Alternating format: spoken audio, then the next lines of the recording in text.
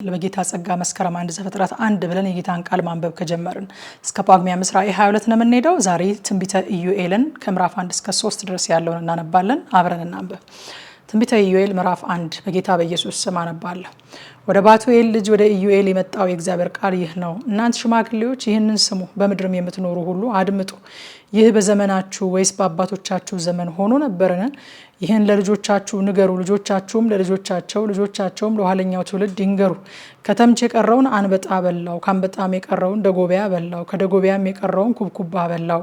በተሃ ወይን ጠጃችሁ ከአፋችሁ ተወግዷልና እናንተ ሰካራሞች ነቅታችሁ አልቅሱ። እናንተም የወይን ጠጅ የምትጠጡ ሁሉ ዋይ በሉ። ቁጥርም የሌለው ብርቱ ሕዝብ ምድሬ ላይ ወጥቷልና፣ ጥርሳቸው እንዳንበሳ ጥርስ፣ መንጋጋቸውም እንደ እንስቲቱ አንበሳ መንጋጋ ነው። ወይኔን ባዶ ምድር አደረገው፣ በለሴንም ሰበረው፣ ባዶም አደረገው፣ ጣለውም፣ ቅርንጫፎቹም ነጡ። ለቁንጅናዋ ባል ማቅ ለብሳ እንደምታለቅስ ድንግል አልቅሺ። የእህሉ ቁርባንና የመጠጡ ቁርባን ከእግዚአብሔር ቤት ተወግዷል። የእግዚአብሔርም አገልጋዮች ካህናቱ አለቀሱ። እህሉ ጠፍቷልና፣ ወይኑም ደርቋልና፣ ዘይቱም ጎድሏልና፣ እርሻውም ምድረ በዳ ሆኗል። ምድሪቱም አልቅሳለች፣ መከሩ ከእርሻቸው ጠፍቷልና። ገበሬዎች ስለ ስንዴውና ስለ ገብሱ አፈሩ። የወይን አትክልተኞችም አለቀሱ። ወይኑ ደርቋል፣ በለሱም ጠውልጓል። ሮማኑና ተምሩ እንኮዩም የምድር ዛፎች ሁሉ ደርቀዋል። ደስታም ከሰው ልጆች ዘንድ ርቋል።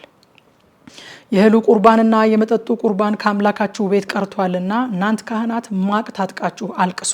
እናንተም የመሰዊያ አገልጋዮች ዋይ በሉ። እናንተ የአምላኬ አገልጋዮች ኑ፣ ሌሊቱን ሁሉ በማቅ ላይ ተኙ። ጾምን ቀድሱ፣ ጉባኤንም አውጁ። ሽማግሌዎችንና በምድር የሚኖሩትን ሁሉ ወደ አምላካችሁ ወደ እግዚአብሔር ቤት ሰብስቡ፣ ወደ እግዚአብሔርም ጩሁ። የእግዚአብሔር ቀን ቀርቧልና ለቀኑ ወዮ። እርሱም ሁሉን ከሚችል ከአምላክ ዘንድ እንደ ጥፋት ይመጣል። ከዓይናችን ፊት ምግብ ከአምላካችንን ቤት ደስታና እልልታ የጠፋ አይደለምን? ዘሩ በምድር ውስጥ በሰበሰ፣ እህሉ ደርቋልና ጎተራዎቹ ባዶች ናቸው። ጎታዎቹም ፈርሰዋል። እንስሶች እጅግ ጮሁ። የላምም መንጎች ማሰማሪያ የላቸውምና ተጠራጠሩ። የበግም መንጎች ጠፍተዋል። አቤቱ እሳት የምድረ በዳውን ማሰማሪያ በልቷልና፣ ነበልባሉም የዱሩን ዛፍ ሁሉ አቃጥሏልና ወደ አንተ ጮሃለሁ። ፈሳሹ ውሃ ደርቋል፣ እሳቱም የምድረ በዳውን ማሰማሪያ በልቷልና፣ የምድርም አራዊት ወደ አንተ አለከለኩ። ምዕራፍ 2 የእግዚአብሔር ቀን መጥቷልና እርሱም ቀርቧልና፣ በጽዮን መለከትን ንፉ፣ በቅዱሱ ተራራይ ላይ እሪ በሉ። በምድርም የሚኖሩ ሁሉ ይንቀጥቀጡ። የእግዚአብሔር ቀን መጥቷልና፣ የጨለማ የጭጋግ ቀን፣ የደመናና የድቅድቅ ጨለማ ቀን ነው። ታላቅና ብርቱ ሕዝብ በተራሮች ላይ እንደ ወገግታ ተዘርግቷል። ከዘላለምም ጀምሮ እንደ እነርሱ ያለ አልነበረም። ከእነርሱም በኋላ እስከ ብዙዎች ትውልድ ድረስ እንደ እነርሱ ያለ ከእንግዲህ ወዲህ አይሆንም። እሳት በፊታቸው ትባላለች፣ በኋላቸውም ነበልባል ታቃጥላለች። ምድሪቱም በፊታቸው እንደ ኤደን ገነት፣ በኋላቸውም የምድረ በዳ በረሃ ናት። ከእነርሱ የሚያመልጥ የለም። መልካቸው እንደ ፈረስ መልክ፣ እንደ ፈረሶችም ይሮጣሉ። በተራራ ላይ እንዳሉ ሰረገሎች ድምፅ፣ ገለባውን እንደሚበላ እንደ እሳት ነበልባል ድምፅ፣ ለሰልፍም እንደተዘጋጀ እንደ ብርቱ ሕዝብ ያኮበኩባሉ። ከፊታቸው አሕዛብ ይንቀጠቀጣሉ። የሰውን ፊት ሁሉ ይጠቁራል። እንደ ኃያላን ይሮጣሉ፣ እንደ ሰልፈኞች በቅጥሩ ላይ ይወጣሉ። እያንዳንዱም በመንገዱ ላይ ይራመዳል። ከእርምጃቸው አያፈገፍጉም። አንዱ ከአንዱ ጋር አይጋፉም። እያንዳንዱ መንገዱን ይጠበጥባል። በሰልፉ መካከል ያልፋሉ፣ እነርሱም አይቆስሉም። በከተማም ያኮበኩባሉ፣ በቅጥሩም ላይ ይሮጣሉ። ወደ ቤቶችም ይወጣሉ፣ እንደ ሌባም በመስኮቶች ይገባሉ። ምድሪቱም ከፊታቸው ትናወጣለች፣ ሰማያትም ይንቀጠቀጣሉ። ፀሐይና ጨረቃም ይጨልማሉ፣ ከዋክብትም ብርሃናቸውን ይሰውራሉ። እግዚአብሔር በሰራዊቱ ፊት ድምፁን ይሰጣል። ሰፈሩ እጅግ ብዙ ነውና ቃሉን የሚያደርግ እርሱ ኃያል ነውና፣ የእግዚአብሔር ቀን ታላቅና እጅግ የሚያስፈራ ነውና ማንስ ይችለዋል? አሁንስ ይላል እግዚአብሔር፣ በፍጹም ልባችሁ በጾምም በልቅሶና በዋይታ ወደ እኔ ተመለሱ። ልባችሁን እንጂ ልብሳችሁን አትቅደዱ። አምላካችሁም እግዚአብሔር ቸርና መሐሪ፣ ቁጣው የዘገየ ምሕረቱም የበዛ ለክፋትም የተጸጸተ ነውና ወደ እርሱ ተመለሱ። የሚመለስና የሚጸጸት እንደሆነ ለአምላካችሁም ለእግዚአብሔር የእህልና የመጠጥ ቁርባን የሚሆነውን በረከት የሚያተርፍ እንደሆነ ማን ያውቃል? በጽዮን መለከትን ንፉ፣ ጾምንም ቀድሱ፣ ጉባኤውንም አውጁ፣ ሕዝቡንም አከማቹ፣ ማህበሩን ቀድሱ፣ ሽማግሌዎቹንም ሰብስቡ፣ ሕፃናቱንና ጡት የሚጠቡትን አከማቹ። ሙሽራው ከልፍኙ ሙሽራይቱም ከጫጉላዋ ይውጡ። የእግዚአብሔር አገልጋዮች ካህናትና ከወለሉና ከመሰዊያው መካከል እያለቀሱ አቤቱ ለሕዝብህ ራራ፣ አሕዛብም እንዳይነቅፏቸው ርስትህን ለማላገጫ አሳልፈህ አትስጥ። ከአሕዛብ መካከል አምላካቸው ወዴት ነው ስለምን ይላሉ ይበሉ። እግዚአብሔርም ስለ ምድሩ ቀና፣ ለሕዝቡም ራራለት። እግዚአብሔርም መልሶ ሕዝቡን እነሆ እህልና ወይንን ዘይትን እሰድላችኋለሁ፣ እናንተም በእርሱ ተጠግባላችሁ። ከእንግዲህ ወዲያ በአሕዛብ መካከል መሰደቢያ አላደርጋችሁም። የሰሜንን ሰራዊት ከእናንተ ዘንድ አርቃለሁ፣ ወደ በረሃና ወደ ምድረ በዳ ፊቱን ወደ ምስራቁ ባህር ጀርባውንም ወደ ምዕራቡ ባህር አድርጌ አሳድደዋለሁ። እሱም ትዕቢትን አድርጓልና ግማቱ ይወጣል፣ ክርፋቱም ይነሳል አለ። ምድር ሆይ እግዚአብሔር ታላቅ ነገር አድርጓልና አትፍሪ፣ ደስም ይበልሽ እልልም በይ። እናንተ የምድር እንስሶች ሆይ የምድረ በዳው ማሰማሪያ ለምልሟልና ዛፉም ፍሬውን አፍርቷልና በለሱና ወይኑም ኃይላቸውን ሰጥተዋልና አትፍሩ። እናንተ የጽዮን ልጆች ሆይ አምላካችሁ እግዚአብሔር የፊተኛውን ዝናብ በጽድቅ ሰጥቷችኋል፣ እንደ ቀድሞም የፊተኛውና የኋለኛውን ዝናብ አዝንቦላችኋልና በእርሱ ደስ ይበላችሁ፣ ለእርሱም እልል በሉ። አውድማዎችም እህልን ይሞላሉ፣ መጥመቂያዎችም የወይን ጠጅና ዘይትን አትረፍርፈው ያፈሳሉ። የሰደድኩባችሁ ታላቁ ሰራዊቴ አንበጣና ደጎቢያ ኩብኩባና ተምች የበላቸውን ዓመታት እመልስላችኋለሁ። ብዙ መብል ትበላላችሁ ትጠግቡም አላችሁ። ከእናንተም ጋር ተአምራትን የሰራው አምላካችሁን የእግዚአብሔርን ስም ታመሰግናላችሁ። ሕዝቤም ለዘላለም አያፍርም። እኔም በእስራኤል መካከል እንዳለው እኔም አምላካችሁ እግዚአብሔር እንደሆንኩ ከእኔም በቀር ሌላ አምላክ እንደሌለ ታውቃላችሁ። ሕዝቤም ለዘላለም አያፍርም። ከዚህም በኋላ እንዲህ ይሆናል፣ መንፈሴን በስጋ ለባሽ ሁሉ ያፈሳለሁ።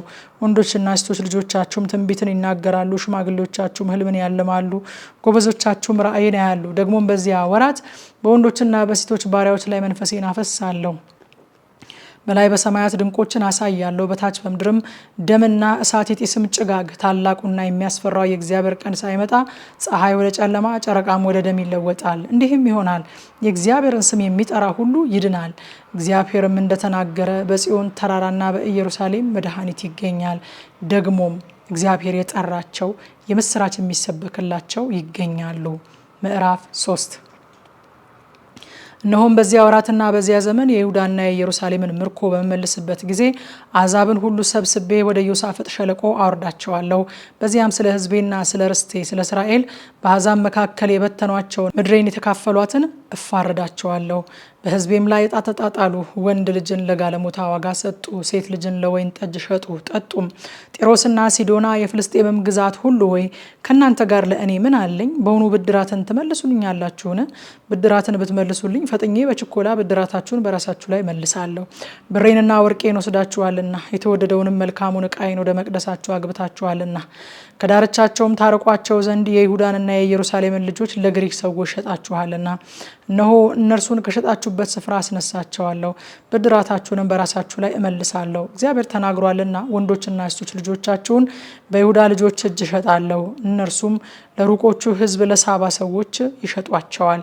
ይህንን በአሕዛብ መካከል አውጁ፣ ለሰልፍ ተዘጋጁ፣ የኃያላንን አስነሱ።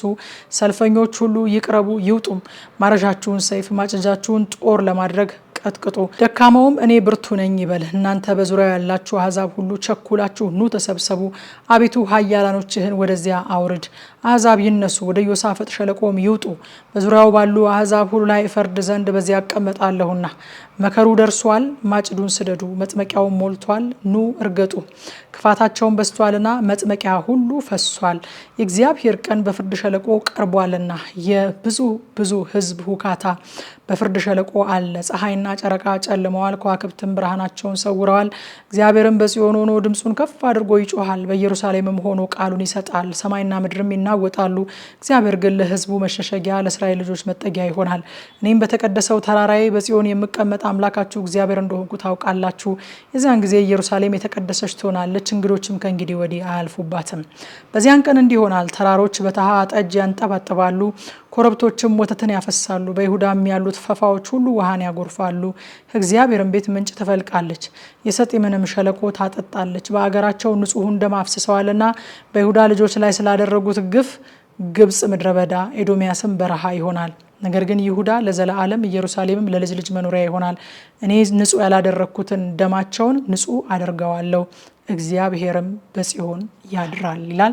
ማታ 3 ሰዓት በኢትዮጵያ ሰዓት አቆጣጠር። አሁን የተነበበው ክፍል በጥልቀት ይጠናል። በቲክቶክ እና በቴሌግራም ገጻችን መታችሁ አብራችሁ እንድታጠኑ ጋብዛችኋለሁኝ። ሻሎም